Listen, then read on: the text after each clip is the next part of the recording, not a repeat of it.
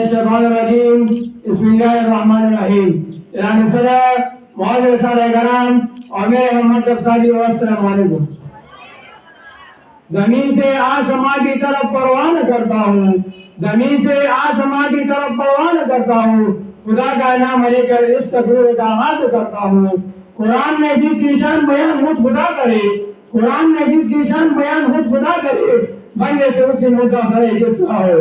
آج مجھے جس موضوع پر جب دوسرے کاموں کا ملا ہے اس کا عنوان ہے سیرت النبی صلی اللہ علیہ وسلم. اللہ تعالیٰ نے قرآن مجید میں ارشاد فرمایا ہے لقد کان لکم فی رسول اللہ اسوۃ حسنہ، یقیناً تمہارے لیے رسول اللہ صلی اللہ علیہ وسلم کی زندگی بہترین نمونہ ہے. سامعین کرام، اللہ تعالیٰ نے انسانوں کی ہدایت اور رہنمائی کے لیے 1,40,000 کم و بیش انبیاء کرام بھیجے، اور یہ سلسلہ نبوت حضرت آدم علیہ السلام سے شروع ہوا اور حضرت محمد صلی اللہ علیہ وسلم پر ختم ہوا. حضرت محمد صلی اللہ علیہ وسلم ہمارے پیارے نبی اور خاتم النبیین ہے. تمام انبیاء کرام کی زندگی تمام دوسرے انسانوں کے لیے بہترین نمونہ دی، اور قیامت تک کے لیے ان کی ہماری زندگی ہمارے لیے ہدایت حاصل کرنے کا باعث ذریعہ ہے.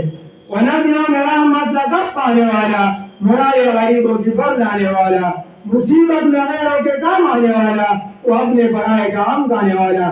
سامعین محترم، سیرت النبی ہی ایک واحد ہے جس سے ہم زندگی کے تمام شعبوں میں علم حاصل کر سکے، وہ اس شعبے کا تعلق معاشرتی زندگی سے ہو یا اقتصادی زندگی سے ہو.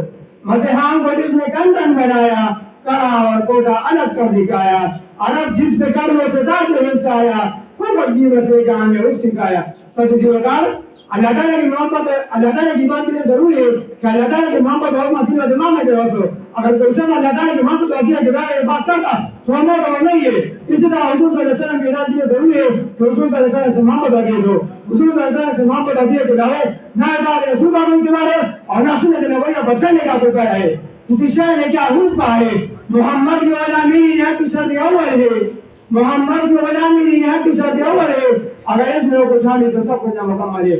سرزی اوقات مسلمان کو حضور صلی اللہ علیہ وسلم سے محبت کیوں نہ ہو؟ اس لیے کہ محبت کے تین افعال ہوا کرتے ہیں، ایک جمال، دوسرا کمال اور تیسرا جوال. چنانچہ اتنا سب میرے محبوب علیہ السلام کمال موجود تھے. رہی بات سرکار دو عالم کی زمان کی تو حقیقت ہے کہ بنا ہر چیز قیامت تک اس کو بیان نہیں کر سکا. آئے میں حضرت حسن نے ثابت کہ اس شعر کا احترام کروں گا. وہ فرماتے ہیں میری آنکھوں نے آپ سے زیادہ خوبصورت کبھی نہیں دیکھا، میری آنکھوں نے آپ سے زیادہ خوبصورت کبھی نہیں دیکھا، اور آپ سے زیادہ خوبصورت کسی اور نے بچ جاؤ.